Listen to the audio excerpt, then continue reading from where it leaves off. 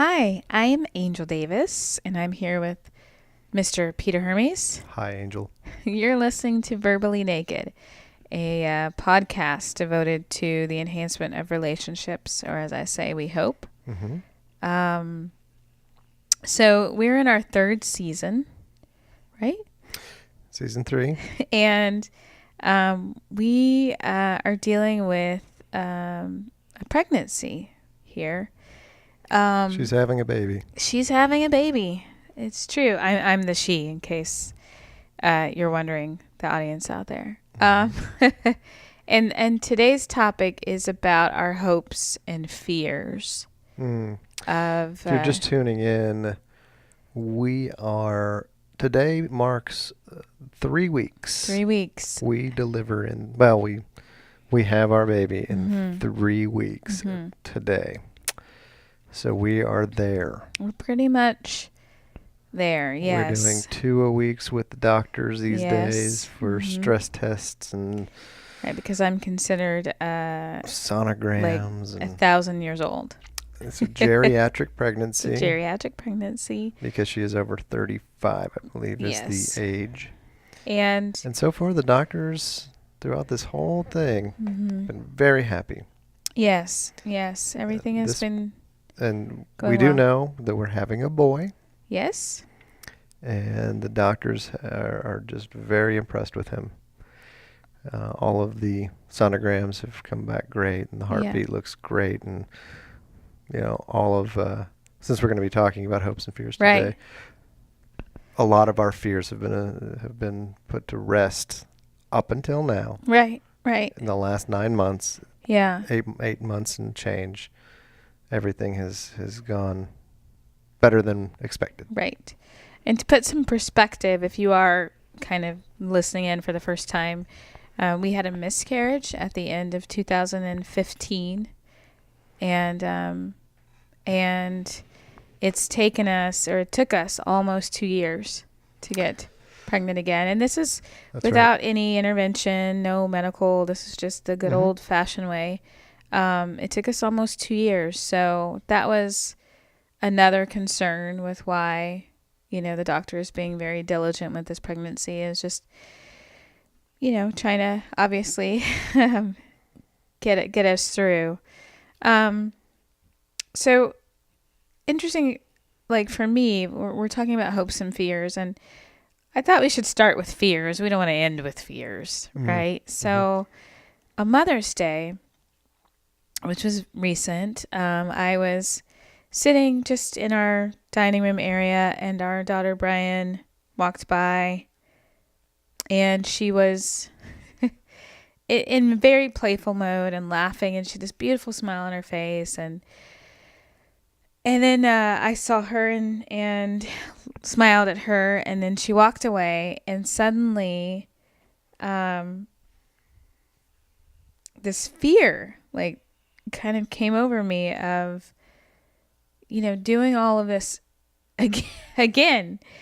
And because of the vulnerability that comes with being a parent, I always say, like, you never get to shield your heart anymore. Your heart is consistently on the outside of your body, waiting to be smashed at all times when you have a child. And because Brian and I have obviously been through a lot together, there was this, I feel like in the end I'm the right mom for her.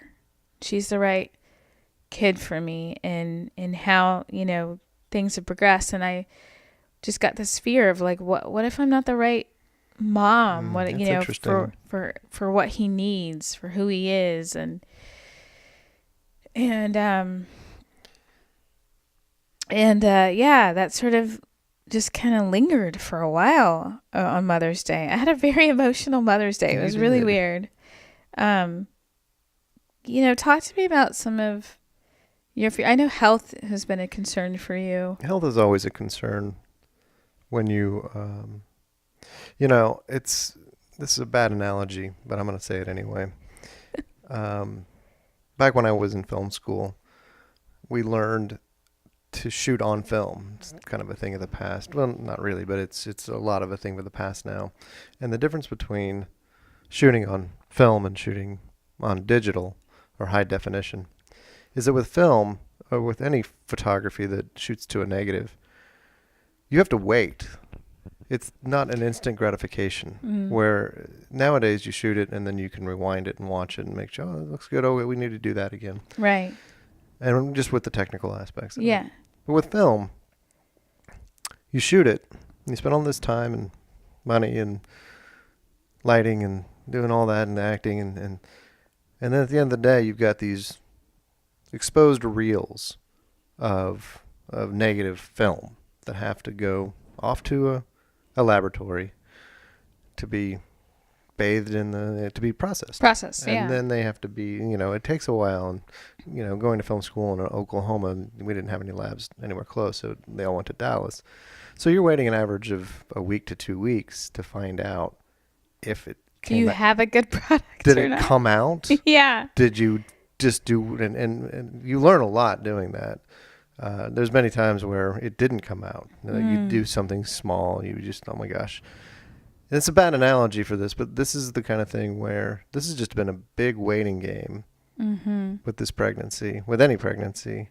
You have to wait that 9 months or 8.5 months or however long, whenever that baby decides it's time. Right. So far, we're good on that. He hasn't decided he wants to come early, but we're just, and there's nothing that you can do in the making or in the making of a baby, I guess, and to ensure you've done it right or you've screwed it up or whatever. It's just, It is what it is. You have to wait until he literally. So we've been waiting, we're 8 months and a week now. And the doctors have all been happy and we've seen the pictures of the sonograms and all of those things. And so we are as happy as the doctors tell us that we can be, and as much as Angel can say that he's moving around and this and that. And right. But until he shows up and we can see that he's got, like we've seen all his fingers and all of his toes and he's got all the parts. His parts are there. The bits are there. We saw today, we saw his eye looking around, like literally you could watch him. His eye was open and darting around. So, yeah. But until he comes out, like, health is a concern. Yeah, we don't know. Can he see out of those eyes? Yeah, we don't know yet. Can he see? Can he hear? And those are just the physical things, and then you worry about the mental things, and those are even more daunting. Yeah. Do we have an autistic child on the way? Do we have? They've told us that Downs is not going to be an issue, and that's great. But there's certainly, But there are tons of things you can't. Right. You can't know in the womb. I mean, like you said, it's a waiting game. Not that parents sit around waiting, obviously, to find out if their child has, any kind of. You mentioned mental issues, and it's not that to say that, well, gosh, now we're not going to love them any less. But it's just there's no way to prepare for that, right. And it's both he and I we're people that we prepare. Knowledge is power. Yeah, exactly. And the more we know now, the better we can prepare for his developmental stages. Yeah, and there's the aspect of the unknown, and the unknown comes up a lot in life. Period. Where there are just things you can't predict until they're happening, and this is one of those things, and it's being able to sort of live in the unknown and not what do I want to say, just still be present to not live into predicting, oh, this might happen, or what if this happens, but just living in the moment until like as you said, knowledge is power, until you know differently. And so that is an adjustment for parents. It's just you cross your fingers and you hope, and that's about all you can do on a lot of some of the things. We've talked about just the stress of an additional kid as a fear, let alone like what this kid's gonna be like. But sure, well, just we have a family dynamic, the three of us. Mm-hmm. You know, we're used to the way things are. We're in a pretty good routine, a pretty good groove. Yeah.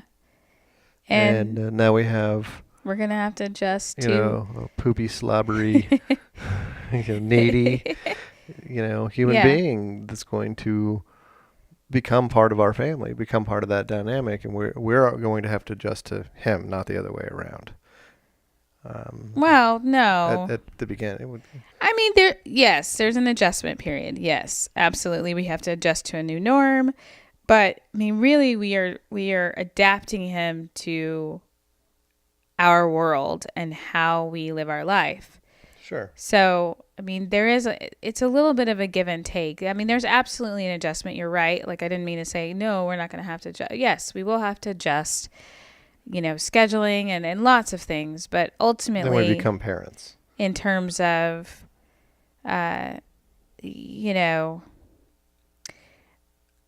how we function as a family, he's adapting to that. We adapt him to that. Certainly. And I say that because, there are a lot of people who don't. They do sort of, the kid becomes the total focus, I guess. Sure.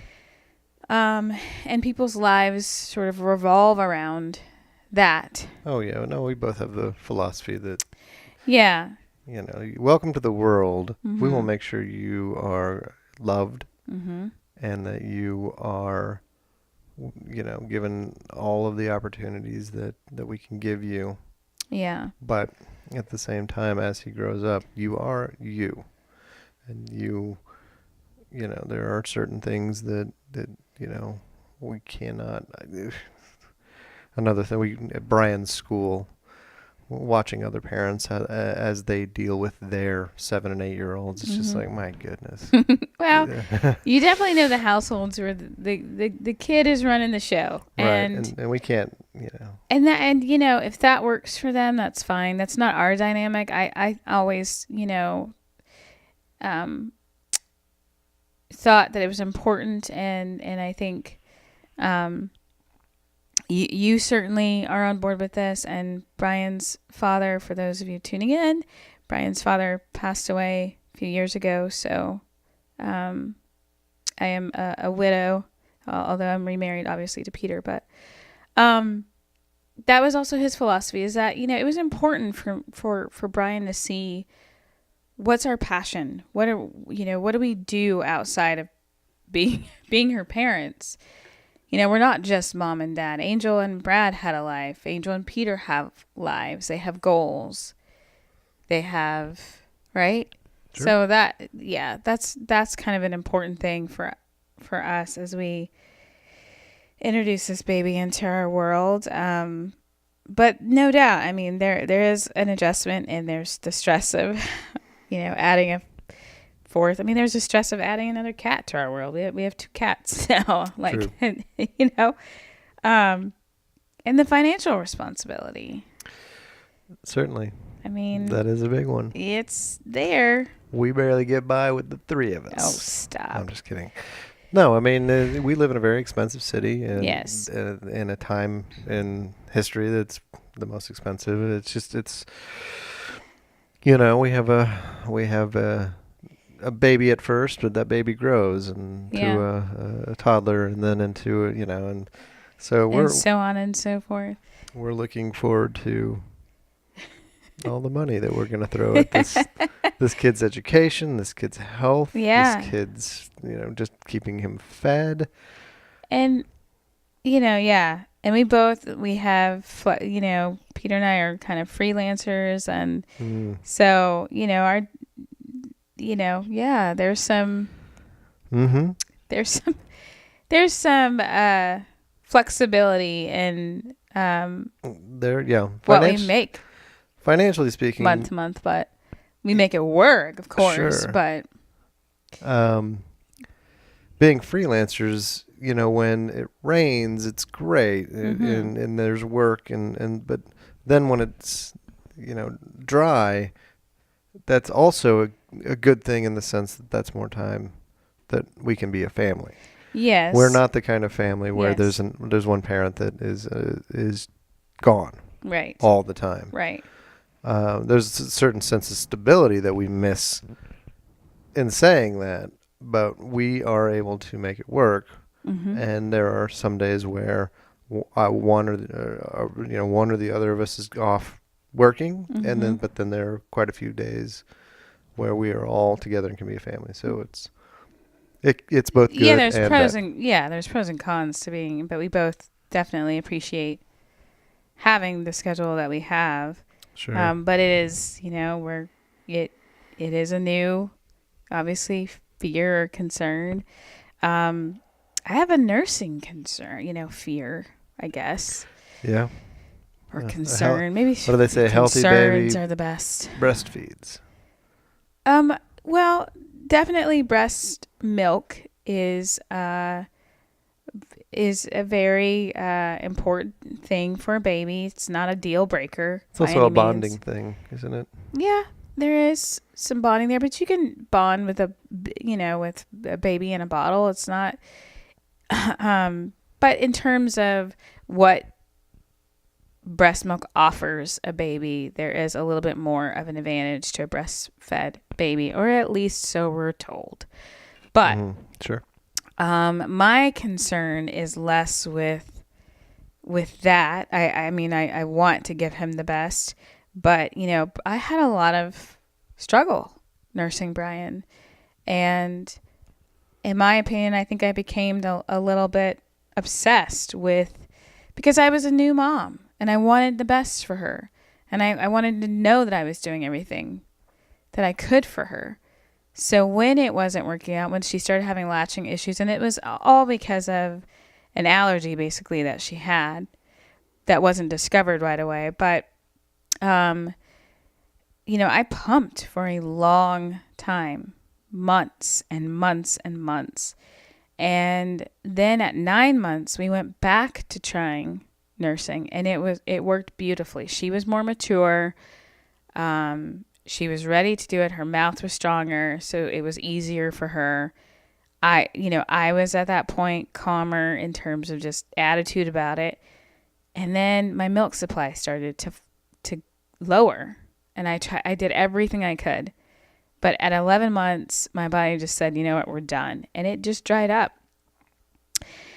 But there was a lot of emotional stress over it. I mean, Brad wanted me to quit nursing early, kind of early on. A few months in, he was like, it's not worth it. You're crying. It was just, you're emotional. She's upset.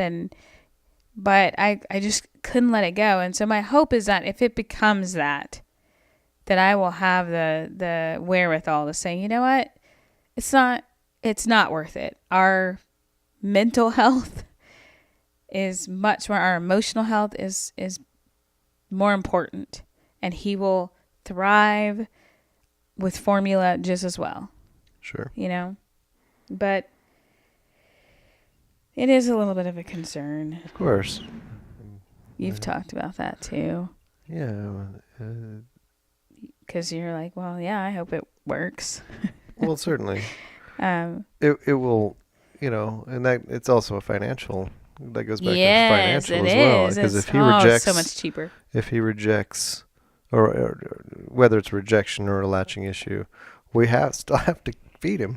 Yeah.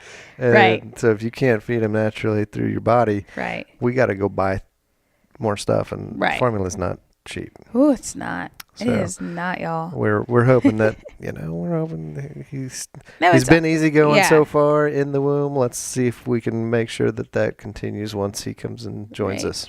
It is easy. It's just like it's always with you, the food source.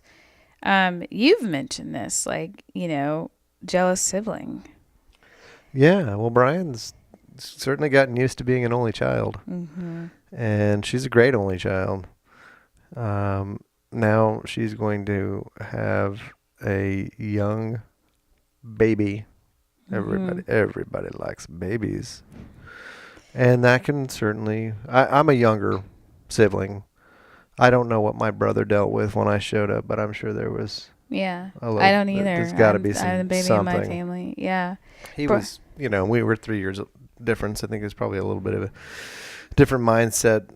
If Brian was 3, Sure. she's 8, and she's an old 8. She is an old soul, and I She think that is, and she she's- is going to handle this quite well. She's actually mentioned the fact that she understands he's going to get more attention, and Sure. she's like preparing herself for that. I Which think is, she's going to do great. yeah. But we have to But it is, be I ready mean, we do in have case to look out for it and make sure that, I mean, Brian and I, like I said, because of what we've been through, we have a really special relationship, her and I. And, I guess I have a little bit of concern of that being interrupted. Sure. And it would just crush me if she ever thought that I didn't love her as much, Well, you also mentioned the fact, and this is a good one, that Brian's not my biological child. I haven't been there for her entire life. Mm-hmm. This will be my first and only biological child. Mm-hmm. And so you mentioned a concern of,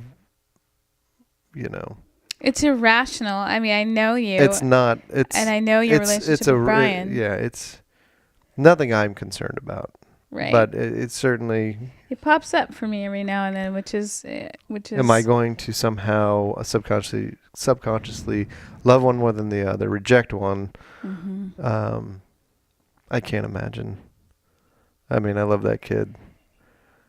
Yeah, she amazes me on a daily basis. Yeah. I wish she was my biological, but I'm just happy to be part of the the equation. Yeah. And it's not just even that. I mean, yeah, you're right. I mean, the biology and that part is there, but also because you're raising him from the ground up, right? There is a different, a little bit of a different bond. Well, there, I missed the diaper years with Brian. Yeah. I wasn't there, from the beginning. You guys, I think she was 4 years old when I met her. Yes, when you met her, she was 4. And she was 5 when you guys moved out here. Yeah. And that's 4 years that I didn't have to bond with her, that I didn't have as, I mean, she had her daddy. She did. And so I stepped in as a consolation prize, basically as a bonus situation, which I'm more than happy to be. And, Brian and I think we have a very good, healthy relationship. It's contentious at times. But nothing unhealthy, I don't think. No. We'll wait to see how screwed up she is when she's 13 or 14, starts I think gothing it out. It's totally normal parent stuff, of the dynamic of different parenting styles. I think with Brian and I need to get better at this, but I don't want to, is the difference between being a friend and being a parent. Mm-hmm. Because there are certain times where we are wrestling and, having a good time, and then something will happen and I will immediately, like on a dime, shift into being a parent. And it can seem abrupt, and it can probably seem strict and like, whoa, where'd that come from? And so I'm trying to find that balance, a good balance there of being, a jungle gym in one aspect of our relationship, because she needs that. She needs to be physical and bonding and all of those things. But also there are boundaries that, when she steps over, I need her to know you have stepped over a boundary. And as a parent, this is a life lesson. Mm-hmm. That was disrespectful, and that, or whatever the thing that has happened. And I want you to be aware of that. And so it be on your mind in the future, general parenting things. And so with David, what is his name? with our new boy, yes, our son, I will be there from the beginning. And that, you mentioned obviously that you weren't there in the beginning with Brian. That goes, that applies to her as well. Sure.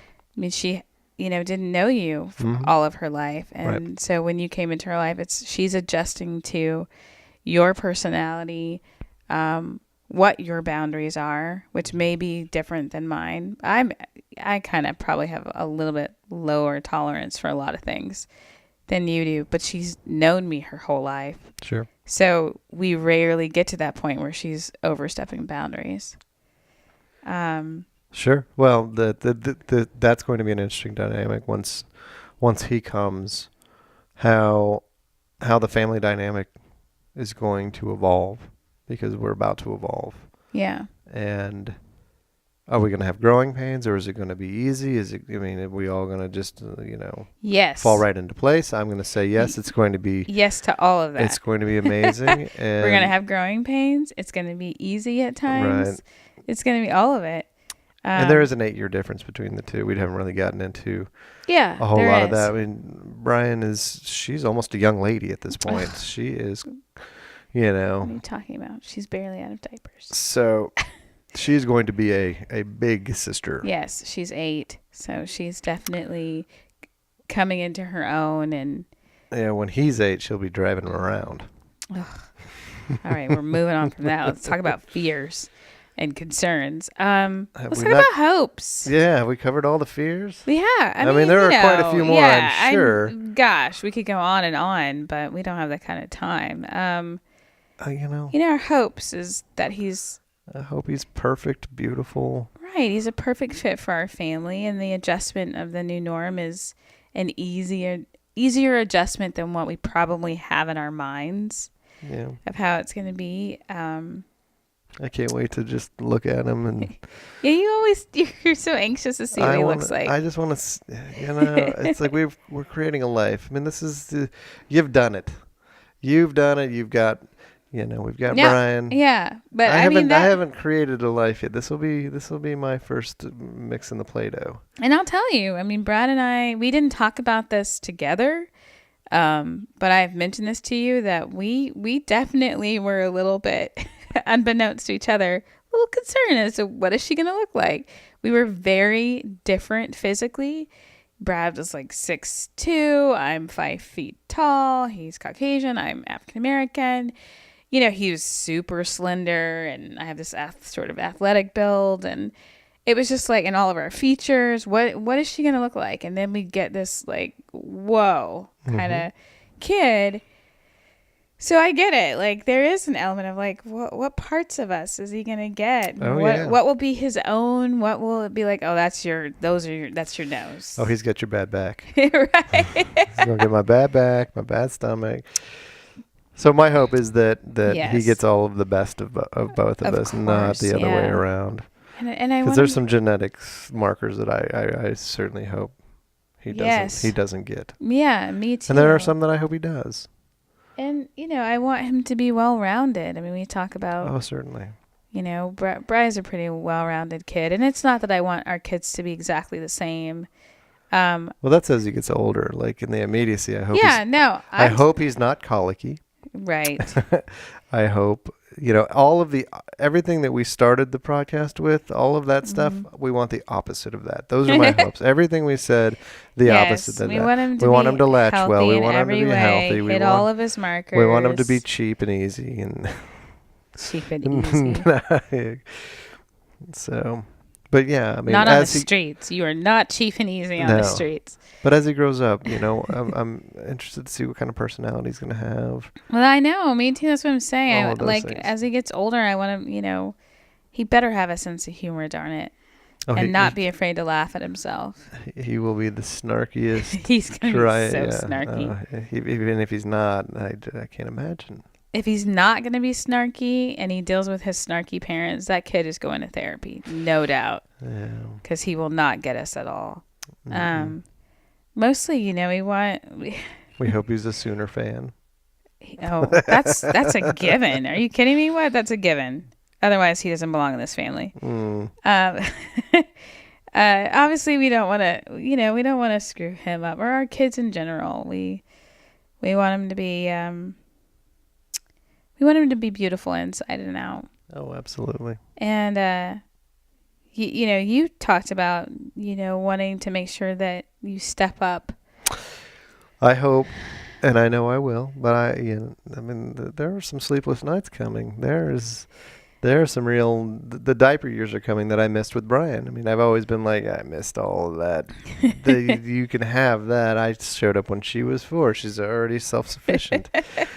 Now it's come back. So, I hope that I am able to sustain, and my patience, all of those things, Yeah, I sure hope you are too. Okay, I don't need that.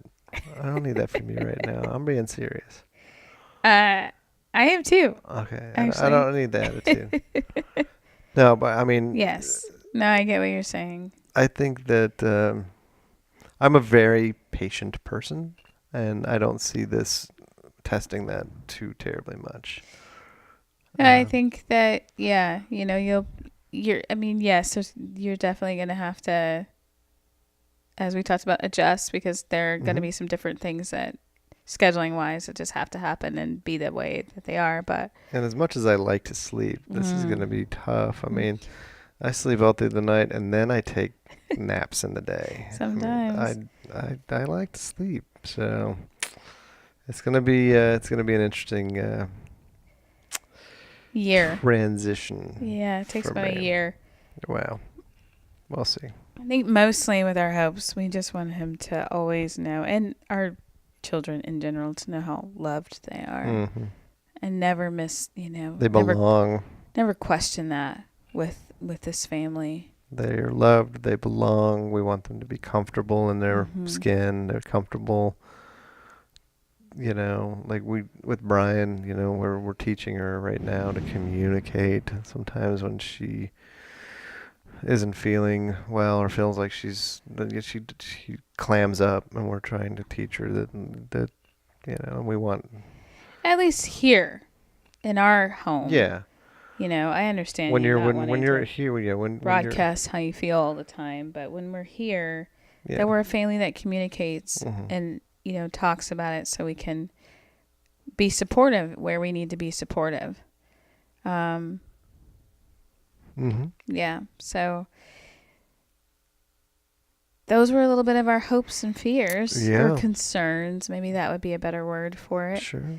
We want the perfect child, but we will take whatever comes down. Whatever we get, we'll take him. Well, perfect is as humanly possible. Yeah. We know there's no such thing as perfect. Except for maybe me. Well, if he's a combination of the two of us, I don't know what we've got coming down the line. We already know he's imperfect. Yeah. You were listening to Verbally Naked. I'm Angel Davis. I'm Peter Hermes. And our next episode will focus on D-Day. Yeah, we're like we said, we're 3 weeks away. So there's only one podcast left. Yeah, D-Day. And that'll be the week of, or the week before. I think the week of, maybe. But I don't know the week before. I think you're right. So but either way, we're going to talk about, D-Day, as well as revealing his name. I think I already did that on this podcast. Well, the meaning behind it. How about that? Okay, that sounds good. All right. So we'll see you back here soon. Yeah. And as always, live big.